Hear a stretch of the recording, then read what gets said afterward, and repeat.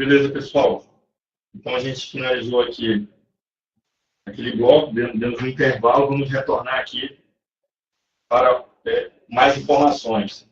Tá? Então, o que a gente viu até agora? Os conceitos fundamentais de rede, né? Protocolo, serviço.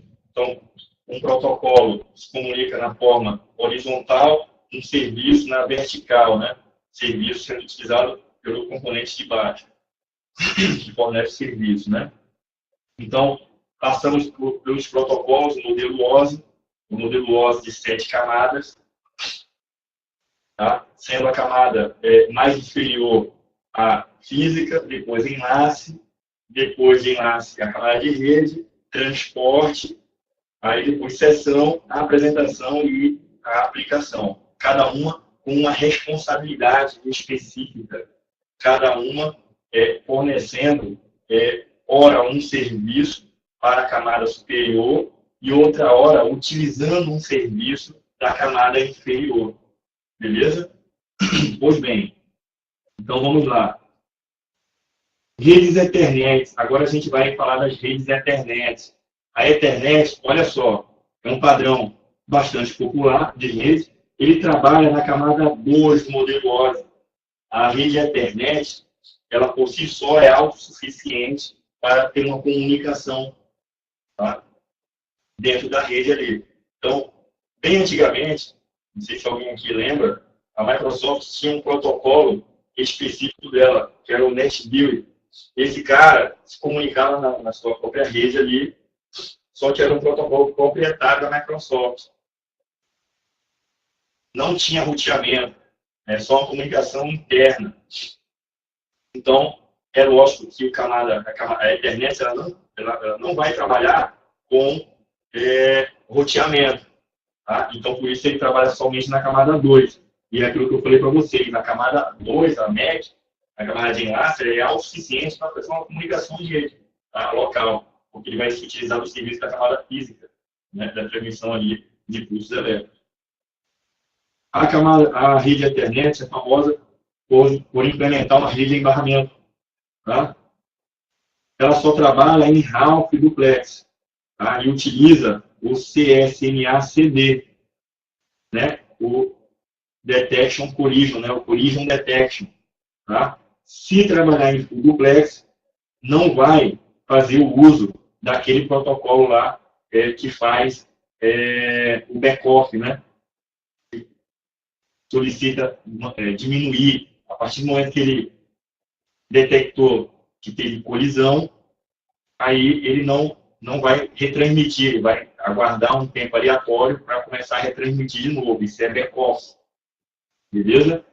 E pode ser enviado um sinal na rede chamado sinal JAM, que também tem a finalidade de sinalizar as máquinas para que elas aguardem um tempo também aleatório, porque senão todo mundo começar a enviar, vai congestionar mais ainda.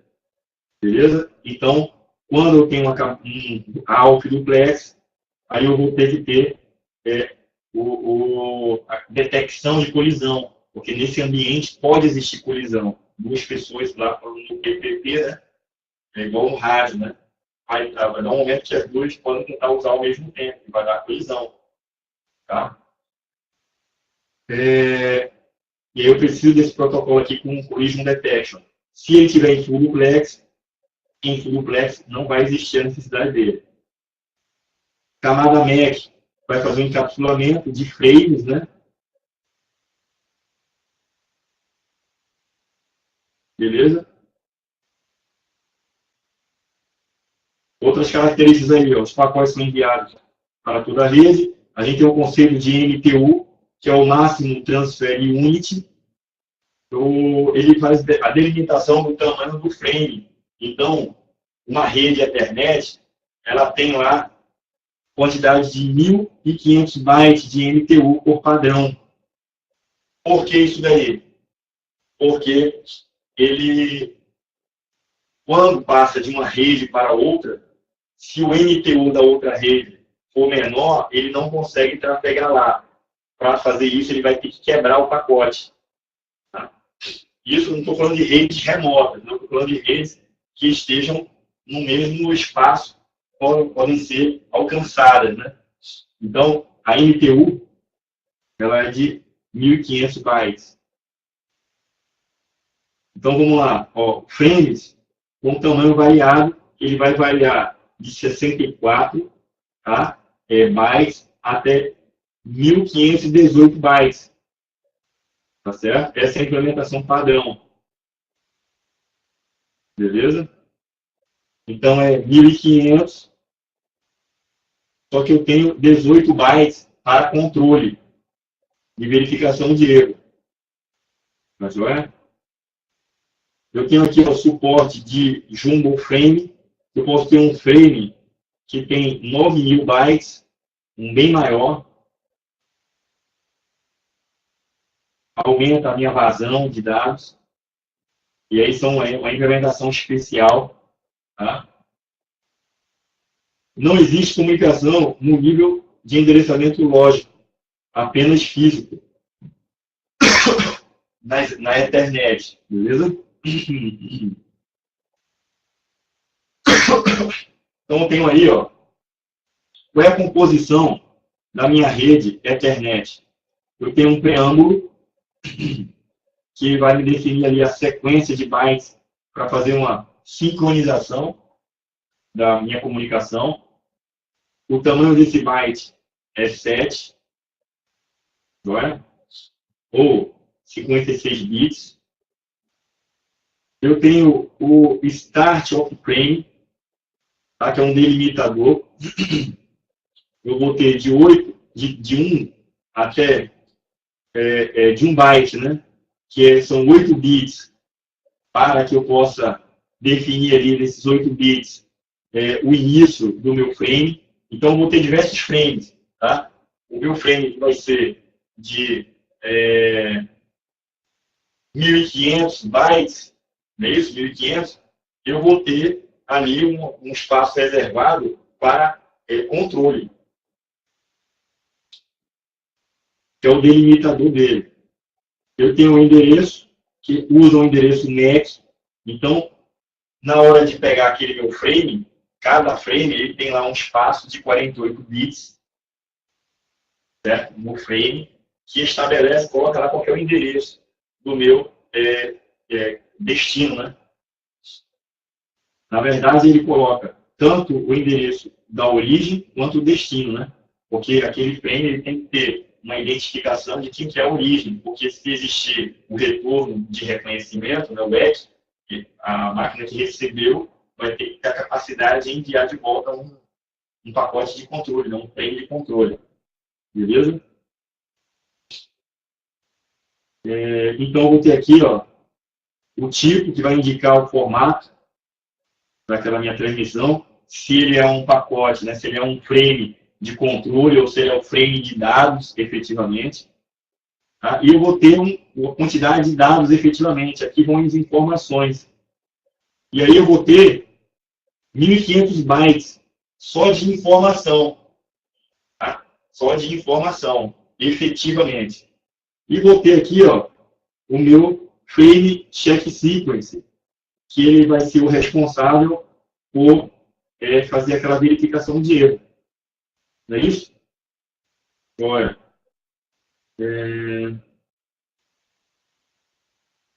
tá? Isso aí. Então, olha aqui o nosso pacote, né? Nosso frame, cabeçalho dele. Nós temos o preâmbulo com 7 bytes. Eu tenho aqui o start of frame com 1 byte. Olha. Aí eu tenho aqui, ó, 8 bytes, né? Eu tenho 6 bytes mais 6. Olha. Aí eu vou ter 48 bits. E cada um desses aqui são os endereços MAC, da origem e do destino. Eu tenho type. E tenho o tamanho aqui do meu frame, que pode ser a quantidade de dados. Gravem essa informação aí, pessoal, que é importante. Eu posso ter a quantidade mínima, vai ser 46. E no máximo 500, 1.500 bytes. Sendo que Caso eu não tenha utilizado todos os 1.500, eles são preenchidos para que todo o frame ele tenha um tamanho fixo. Então, eu não teria a possibilidade de ter um pacote menor. Caso ele não atinja aqueles 1.400, a quantidade de informação útil ali, a carga de informação é pequena, ele completa com zeros aquele frame lá, beleza? E tenho aqui, ó, o nosso frame check sequence, beleza? Aí aqui só repetiu, né? E já falou. Tá? Aí, ó, classificação em relação à velocidade nas Ethernets. Então, posso ter, ó, 10 megabytes, tá, de velocidade. Então, vou ter aqui, ó, o sistema de sinalização, né, por barramento. Eu posso ter lá ele como um barramento estrela, que é aquele barramento lógico, né? Então, tem lá, ó, posso utilizar cabo UTP ou STP. Os nós finais da rede são os computadores. Eu não tenho aquele terminador, por exemplo, tá, no barramento, no token ring. O segmento máximo pode ser de 100 metros. É aquilo lá, se eu estou usando o TCP, o IP, o UDP, o STP, a alcance máximo de cada segmento, tá, antes que eu tenha um repetidor, é de 100 metros. Aí eu tenho aqui, ó, 10 megabits, tá? Aí eu vou ter 10 base 2. E aí eu tenho segmento que eu tenho um coaxial fino. O coaxial fino, nesse padrão aqui de Ethernet 10 base 2, eu tenho que o alcance máximo dele é 185 metros, porque ele usa o cabeamento coaxial fino. O comprimento mínimo entre as estações, tá, tem que ser de meio metro, beleza? O máximo de 30 computadores por segmento. Tá? Eu posso ter no máximo 5 segmentos conectados por 4 repetidores. Beleza? E esses segmentos podem ser conectados através de grids para melhorar a performance e dividir aquele segmento em redes diferentes, né? Em áreas de broadcast diferentes. A gente tem aqui, ó, utiliza conectores BNC.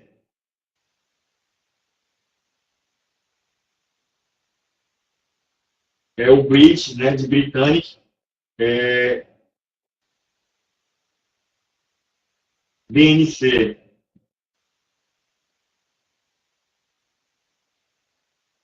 Acabei esquecendo aqui o que significa. Britânico, de navegação, que é utilizado pela Marinha. Foi empregado primeiramente pela Marinha, né? Então, acho que é British Navigation Connectors, uma coisa assim, beleza? Aí eu vou ter que a resistência dele em ohms é 50.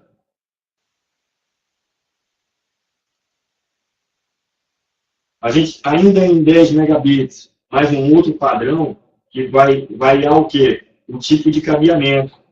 Tá? Então, enquanto a gente tinha lá o 10 base T, que utilizava cabo UTP, a gente tem o 10 base 2, que utiliza cabo coaxial fino, alcance dele é até 185 metros. E agora a gente tem o Ethernet de base 10 base 5, que esse aí é o cabo coaxial grosso.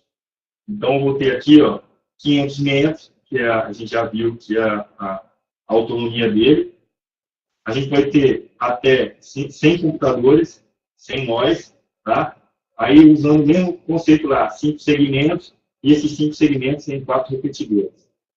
Beleza? Ele utiliza um conector Vampiro. Então, eu tenho aqui, ó, também em 10 megabits, aí eu vou ter o 10 base FL. Aí ele já usa fibra ótica, o base FL. Tá? O F de fiber, né? De fibra. Aí eu vou ter aqui, ó, qual é a vantagem? O grande alcance. Beleza? Desvantagem é o custo. Aí eu vou ter aqui uma distância máxima de 2 km. Beleza? Aí ele vai utilizar conectores de fibra ótica. Tá? O padrão SC e o ST.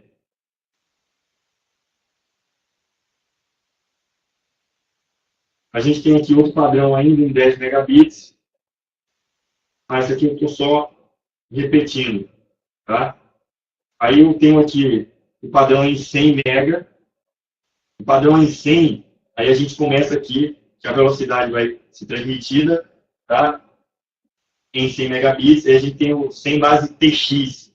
Vai utilizar para trançado também. Só que ele tem um outro padrão. Começando ali pela aquele categoria 3. Tá? Categoria 3. Categoria 4, 5, a gente vai detalhando aqui. Então, eu vou ter aqui, ó,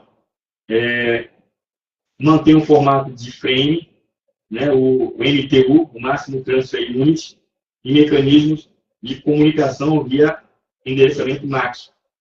Tem a capacidade de operação em full duplex, beleza?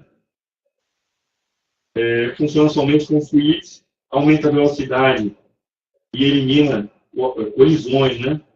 Então, a extensão padrão dele é utilizar aqui o 10 base P, aliás, é uma extensão do padrão 10 base P, enquanto no 10 base P a gente tinha lá que a velocidade vai estar limitada a 10 MB, a gente aqui tem uma velocidade maior, mas o padrão é ampliado, né? Eu também utilizo o cabo UTP, só que um cabo de categoria mais avançada.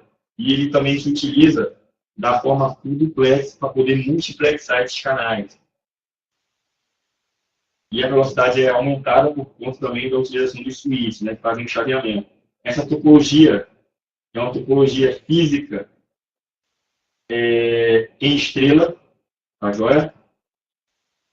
Ela é física em estrela, mas ela é um barramento lógico. A gente viu que o barramento nada mais é o switch lá do que um chaveador entre as portas. Beleza?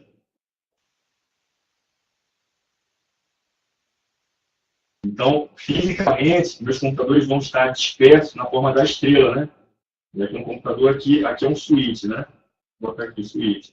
E aqui eu vou ter um outro computador, aqui um outro computador, todo mundo conectado, pendurado num switch, tá? Mas dentro aqui desse cara, eu tenho um barramento, tá? Único, e todos os computadores que estão conectados nas portas aqui, eles vão sofrer um chaveamento, tá? Então, por isso que é um barramento lógico.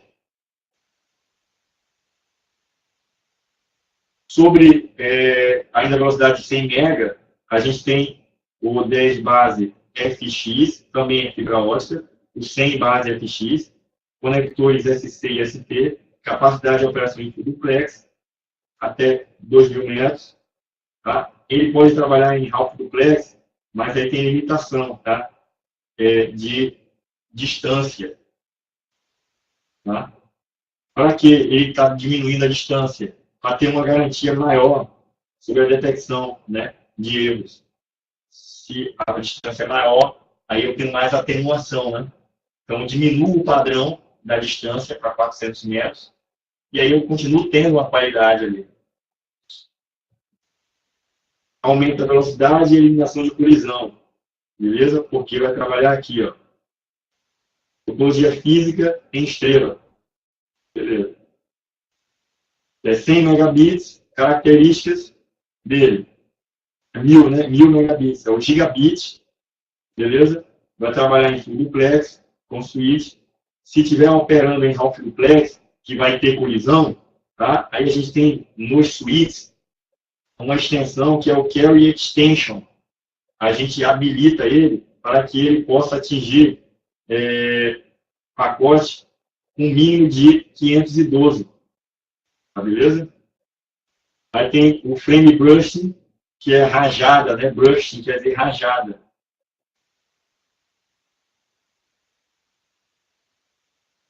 Beleza?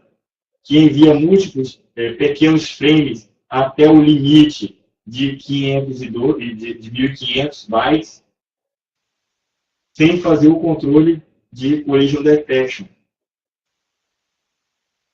Vai fazer a utilização de fibra ótica, nesse padrão aí de gigabits, ou par trançado, tanto faz. Eu tenho um padrão de par trançado, que é na categoria gigabit, ou eu posso ter o 5E, o 6, já dão suporte para que eu tenha ali implementado gigabit na minha rede.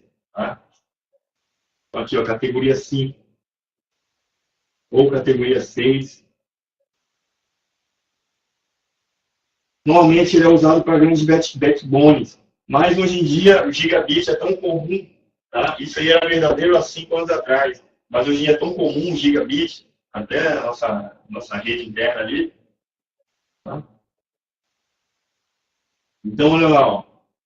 Rede Ethernet, ainda temos um outro padrão aqui que trabalha em gigabit, utilizando 4 pares de cabo UTP, a gente pode alcançar isso aí. Tá?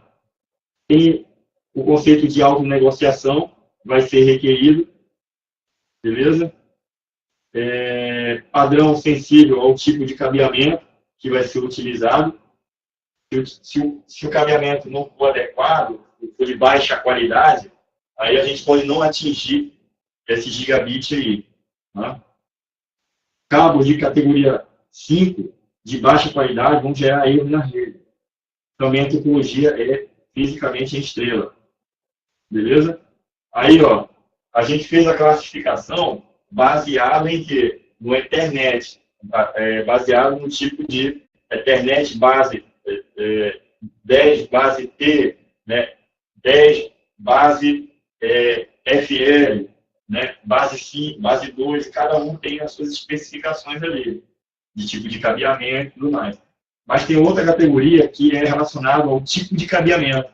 E a gente tem aqui ó, a categoria 1 e 2, não é aplicado nas redes Ethernet. Tá?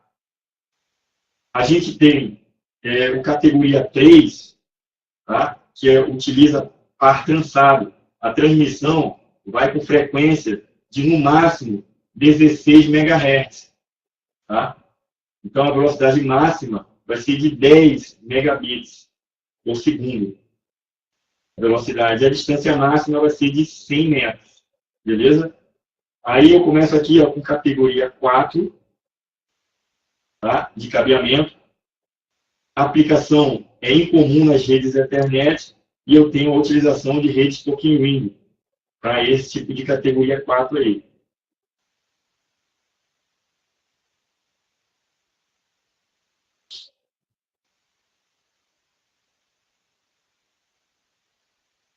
Categoria 5. Aí eu já começo a ter aqui a utilização de cabo de par trançado, categoria 5. Tá? A transmissão pode acontecer no máximo até 100 MHz, tá? 100 MB.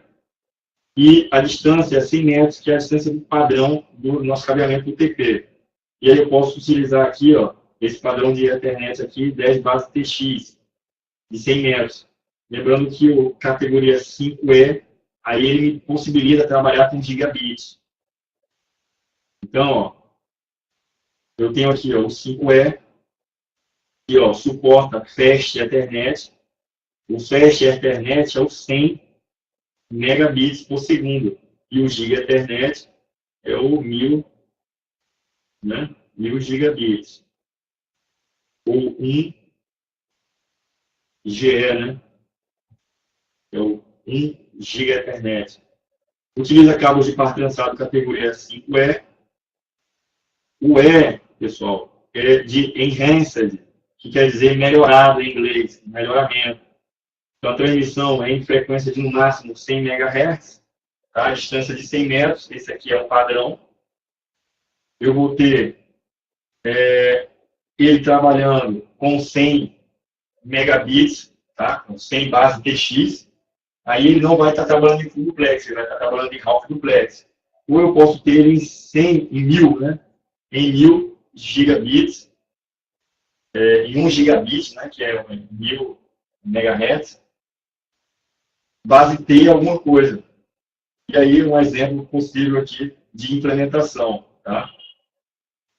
Então, essa implementação de 1000 GHz aqui, eu só posso trabalhar com full duplex, beleza? Então, é por isso que quando às vezes você pluga um equipamento de rede, um switch, por exemplo, com a máquina, você plugou ela lá, normalmente ele indica lá na cor verde, tá? Se o equipamento for full duplex, se ele tiver for gigabit, né? Ele é gigabit, aí você plugou o seu computador lá.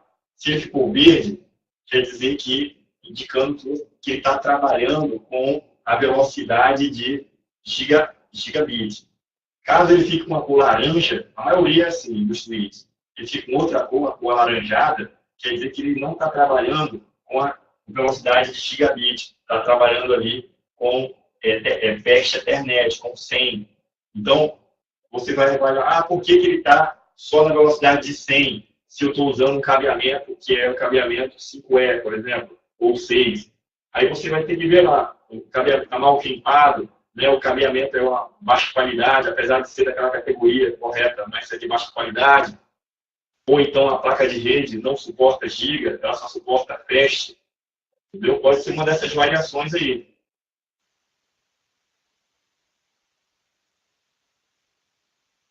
Categoria 6, aí a gente vai ter aqui o Giga Ethernet, tá? O Giga Ethernet padrão desse tipo de categoria aí.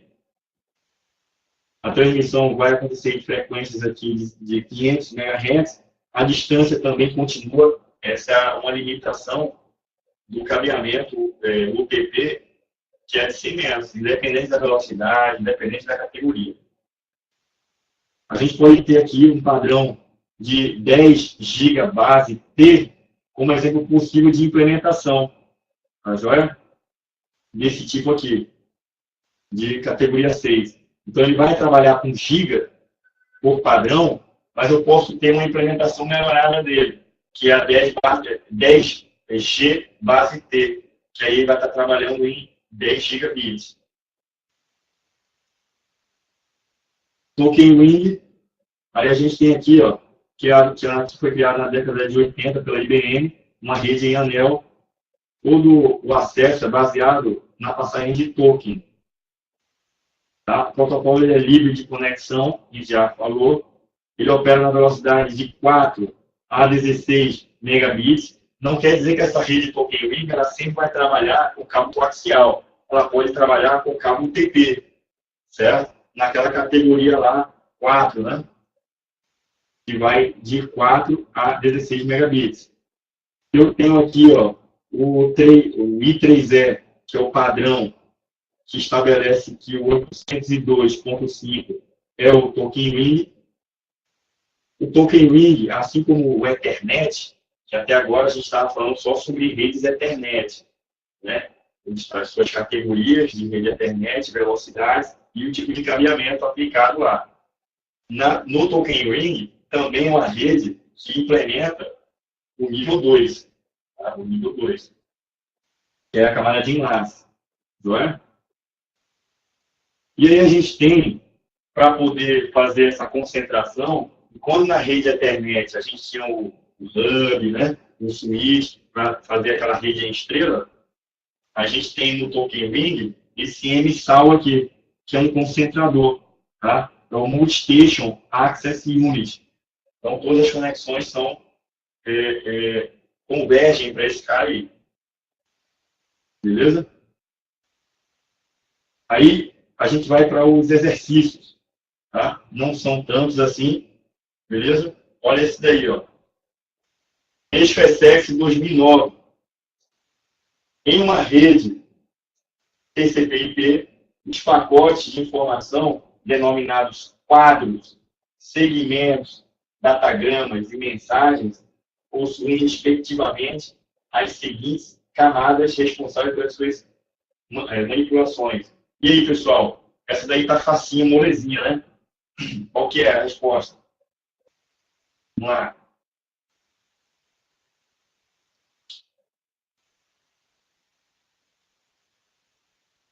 Quadro, segmento, datagrama e mensagens. Muito bem. É isso aí. Tá? Então, eu tenho na camada de enlace, tá? Trabalhando com quadros, os frames. Eu tenho na camada de transporte os segmentos, né? O TPDO. E eu tenho na camada de rede, tá? O datagrama em si.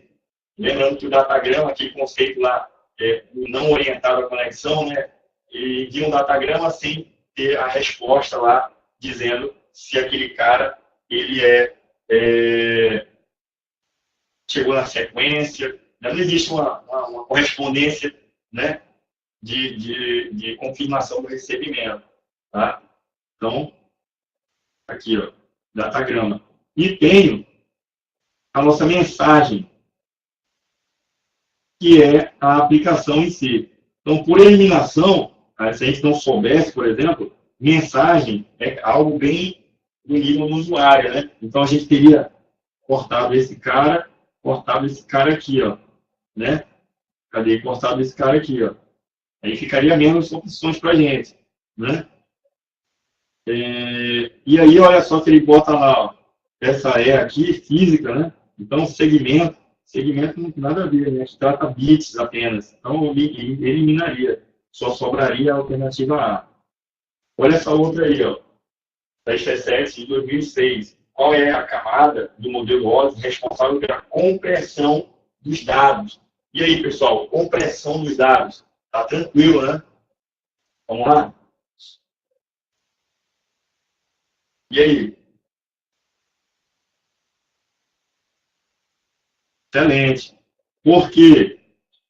Porque a rede trata de roteamento, trata de comunicação entre hosts remotos. Isso aqui é uma abstração, né? É a comunicação lógica. Então, não poderia ser. A camada de transporte, ela é responsável pelo transporte dos dados, sequenciamento, multiplexação, né? Verificação de erros no nível da camada de transporte, no nível dos pacotes. Então, não poderia ser também. Camada de sistema não existe, né? E a camada de aplicação trata só da coisa bem nível usuário ali. Não é? Este SX 2007, qual é a camada do modelo OSI que assegura que os pacotes são entregues sem erro, na sequência correta e sem perdas. E aí?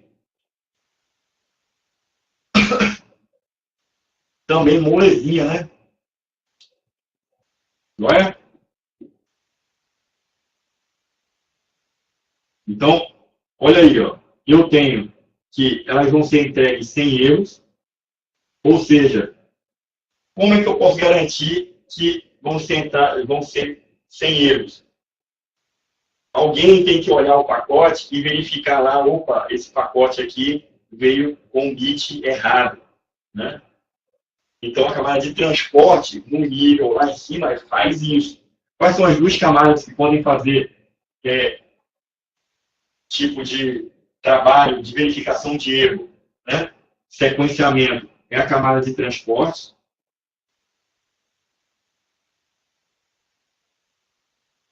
e a camada de enlace. Estou falhando aqui, ó.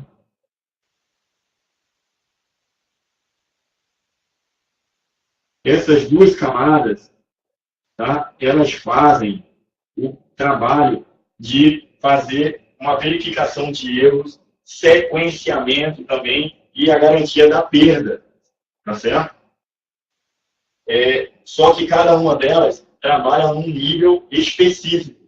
A gente tem a camada de enlace, como tratando lá embaixo, perto dos bits, perto da transmissão de pulsos elétricos, o tratamento do quê? Dos frames, né? Dos quadros.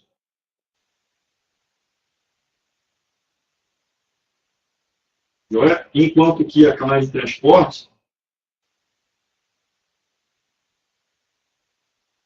então, o que acontece?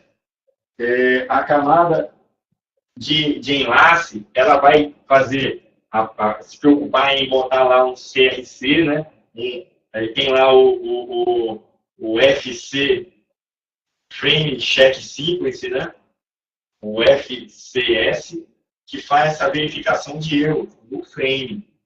Então, é lógico que ele vai garantir que no destinatário, quando ele olhar lá o frame, se está com erro ou não. Então, ele garante se está com erro ou não. Ele solicita a retransmissão daquele dado, se tiver chegado com problema, mas no nível de quadros. Agora, no nível de transporte, no nível mais alto, aí é o nível de pacote, aí é o sequenciamento dos pacotes. Tá? No nível ali, que é onde tem handshake, né? Existe uma sequência dos pacotes. Certo? De que forma que existe o sequenciamento? Existe um handshake, uma negociação, é aberto um canal, tá? Mas esse canal ele é virtual, somente dizendo que é no nível ali de controle da numeração dos meus pacotes. Tá? Essa abertura do canal é diferente daquela do nível de sessão, porque a abertura do canal que é feita no nível de transporte é aquela que diz o quê? É o handshake. Eu solicitei uma conexão, que vai ser orientado à conexão, né? Então, foi solicitado e foi enviado um pacote de volta dizendo, opa, beleza, eu reconheci aqui que você quer estabelecer uma conexão, pode enviar a próxima janela ou o próximo pacote, né? Com janelas aí tamanho tal. Aí começa a enviar, porque foi estabelecido ali uma confiança entre aquela comunicação. Todos os pacotes que eles vão para o destinatário com uma numeração. Lá ele vai ser remontado, lá se chegar fora de sequência, ele vai botar na sequência. Se algum pacote não chegar, né, serviu por outro roteador e se perdeu, não chegou de jeito nenhum, ele vai poder solicitar para a origem mandar de novo, ou toda a janela, ou somente o pacote que se perdeu. Isso é a função da camada de transporte. Então, ele fala aqui, ó, de pacotes, tá, entregues sem erro, na sequência correta e sem perdas. Então, é a camada de transporte. Tá joia?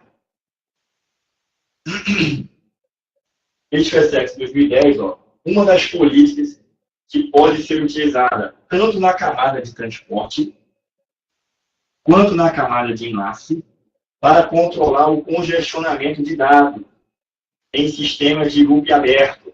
É a política de quê, pessoal? O que acontece? Eu acabei de falar, acontece em ambos os ambientes. Aliás, em ambas as camadas de transporte e de frame. Tá? Ele fala que ambas realizam controle de congestionamento. Então, que tipo de controle de congestionamento? Ele está se referindo ao que aqui? Controlar o congestionamento. Está se referindo a aqui, ó, controle de fluxo. Tá certo? Controle de fluxo. Não, olha só. Essa questão é uma questão inteligente. Porque olha o que ele está pedindo aqui. Ó. Ele está se referindo ao congestionamento que existe na transmissão dos dados. Então, a camada de transporte e a camada de enlace, elas se preocupam com a quantidade de pacotes que ela trabalha. A camada de transporte, ela tem lá 1000 pacotes para enviar. Ela pode enviar de 10 em 10, ela pode enviar de 100 em 100, tá? Mas caso exista um congestionamento, ela diminui aquela quantidade de rajadas, de pacotes simultaneamente que ela envia, antes de receber uma confirmação, né? Então, ela diminui. Ao invés de estar mandando de 100 em 100 para receber a confirmação, como está tendo um congestionamento, ela vai enviar de quanto em quanto? Ela vai enviar de 10 em 10 agora. Tá? Beleza. Aí, isso aí é o controle de fluxo no nível de transporte. No nível de enlace, trabalha só com frames, ele também tem um controle de fluxo. Caso o computador de destino ele não esteja recebendo, ele não esteja dando vazão na quantidade de frames que eu estou mandando, por exemplo, eu estou enviando de 100 em 100 frames. E aí ele não está conseguindo receber. Está perdendo muito frame. Ele está solicitando da origem para que seja enviado de volta. Ou diminua aquela janela, ou ele envia o frame que lá perdeu, ou que deu erro. beleza? Então, ele pede para diminuir essa janela de quantidade de dados enviados. Isso é controle de fluxo. O controle de fluxo acontece na camada de enlace e acontece na camada de transporte, beleza? Então, na camada de transporte, eu posso, para poder ter uma retransmissão confiável, eu diminuo a janela. Tá? Então, olhem a coincidência, a correlação dessas duas camadas. Elas fazem o controle de fluxo. Tá? E quando ele fala em congestionamento, ele colocou essa palavra aqui para confundir a gente. Ele está falando de congestionamento na forma genérica. O destinatário está congestionado. Ele não está conseguindo trabalhar com os dados que está recebendo muito. E ele está solicitando para que a origem diminua ou então retransmita aquilo que ele não conseguiu dar vazão. Deu erro, ele não conseguiu dar vazão, só que ele vai solicitar o quê para a origem? A retransmissão. A mesma coisa acontece na camada de frame. Se o destinatário começou a ter um monte de erro, porque a origem mandava pacotes, janelas de muitos pacotes, e aí está existindo muitos erros, ele constantemente está solicitando para a origem mandar frames com frequência menor de pacotes, né? Então ele está solicitando a retransmissão de pacotes com janela menor, com menos pacotes embutidos ali. Aliás, os pacotes vão sair sequenciais, um por um, mas com a janela de confirmação menor. Porque o que acontece? Vai chegar lá 100 pacotes, tá? Mas vai ter um problema ou um perdido, que não chegou o centésimo, ele vai pedir para mandar todos aqueles pacotes de novo. Isso gera uma sobrecarga, ele já está congestionado, vai ter que mandar de novo aqueles 100 pacotes, na camada de transporte, já na camada de frame, se ele mandar 100 frames e o destinatário não conseguir dar vazão, dar erro ou perder, ele vai solicitar a retransmissão de 100 de novo, de 100 frames de novo.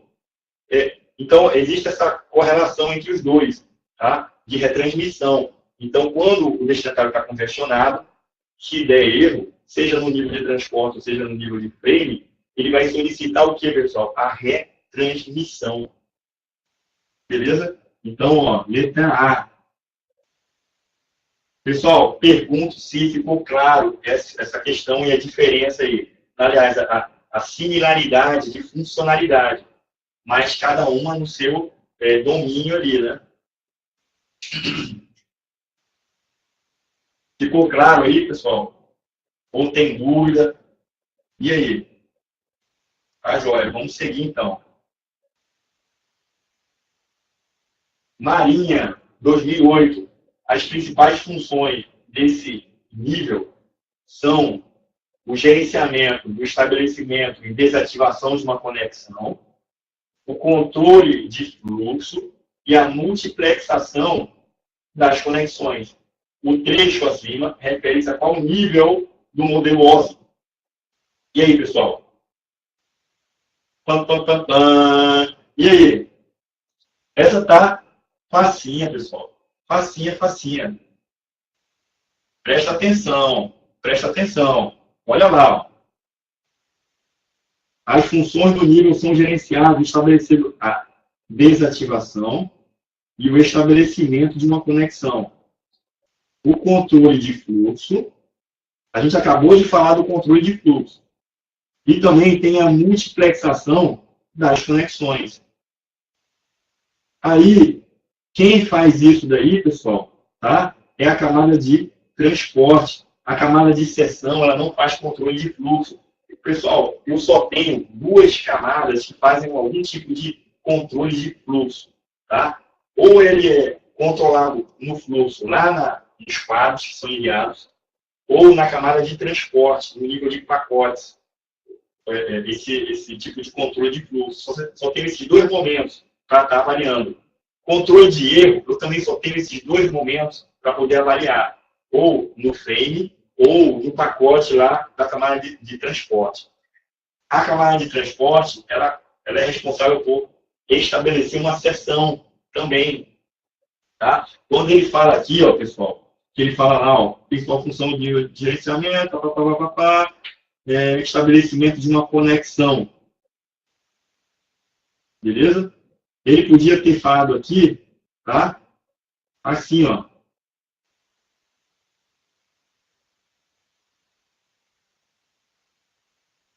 sessão, numa boa. Certo? Só que aquela sessão é uma abstração. Ele está dizendo que ele está abrindo uma conexão com o destinatário. E essa conexão é abstrata. Ela somente acontece no nível do reconhecimento da sequência dos pacotes que são enviados.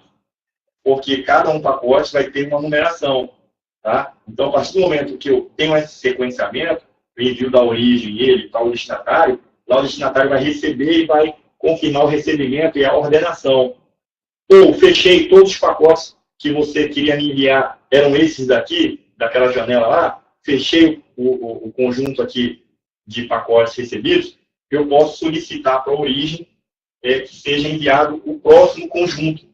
Se a origem ou lá, tá, que ele recebeu e ele está pedindo a próxima sequência,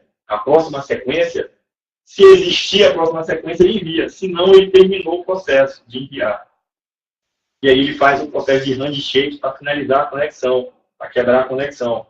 Só que isso daí, se você for avaliar, é uma forma de sessão, né? Ele está fazendo esse controle de forma bem abstrata. Mas também tem a multiplexação. O canal é multiplexado. Eu posso estar usando... Olha só, qual é o conceito de multiplexar? É você dividir o canal. O canal é um só. A partir do momento que eu tenho vários pacotes sendo enviados, tá? Aqueles pacotes sendo enviados com numerações, garante para mim que eu poderia estar, ao invés de estar uma única aplicação enviando pacotes naquele canal, eu posso ter várias aplicações ou várias máquinas usando o canal. Então, vários pacotes que estão lá, por exemplo, eu tenho 3 pacotes da máquina 1 e 3 pacotes da máquina 2. Então, esses pacotes estão trafegando lá na rede e é como se ele tivesse dividido em dois, aquele canal em 2 canais. Eu tenho 2 máquinas lá. Se eu tiver 10 máquinas, aqueles meus pacotes que estão lá, trafegando pacotes de outras máquinas, imagine que eu multiplexei ele por 10. Na verdade, eu estou mandando sequencialmente cada um desses pacotes. Mas se eu não tivesse essa possibilidade, tá, de full duplex, eu teria só half duplex. O que iria acontecer? Eu não teria essa multiplexação dos canais. Tá? Poderia existir ali conflito, tá? Se um estivesse utilizando aquele canal lá, e aí eu poderia ter que utilizar, por exemplo, o token ring, que é uma máquina por vez utilizando. Então, se é uma máquina por vez, tá, um pacote por vez, eu não tenho a multiplexação daquele canal. Eu só tenho um envio de um pacote, recebo o feedback e envio o próximo.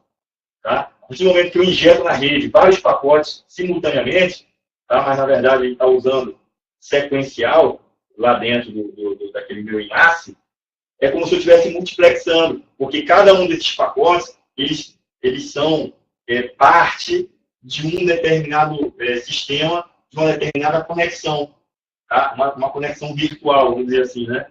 Cada um desses conjuntos de pacotes é de uma conexão específica. Quando ele chegar ao destinatário e aquela sequência for daquela aplicação, ele vai remontar. Tá? Então, esse é o conceito abstrato de você ter essa multiplexação. Conseguir passar essa informação para vocês, pessoal, ou ficou meio complexo, ficou meio mal explicado? Pode perguntar que eu falo de novo. Eu tento explicar de outra forma.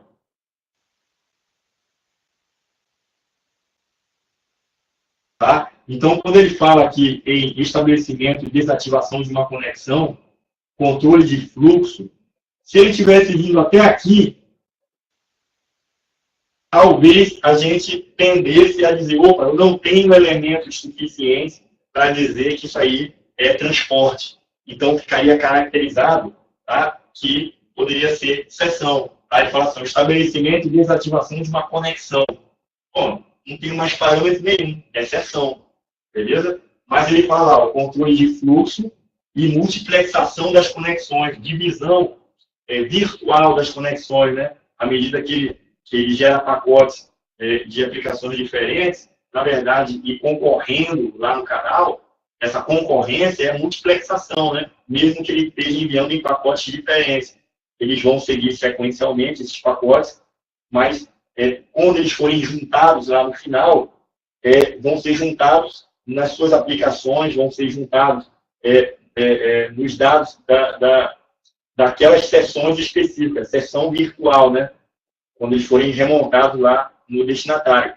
E aí, se eu tiver 3 sessões virtuais, vamos dizer assim, 3 conexões de transporte, né, na camada de transporte, aqueles dados vão chegar lá e vão ser remontados 3 separadamente, né?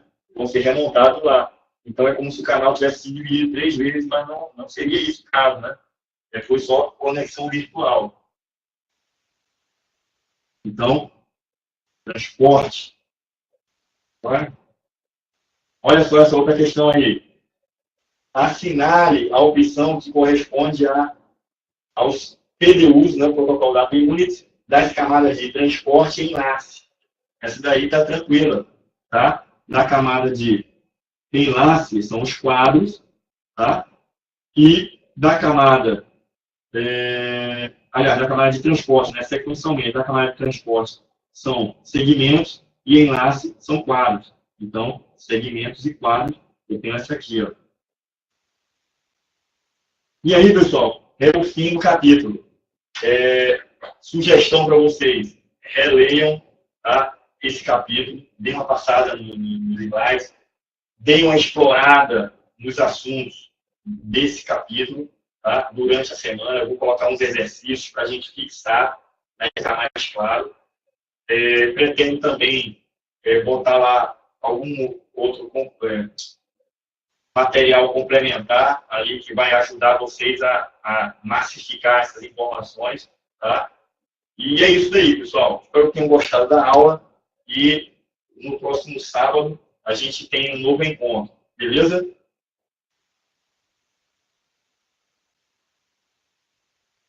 Alguém tem alguma dúvida específica aqui que queira ainda tratar, que a gente vai em debate. Beleza, pessoal?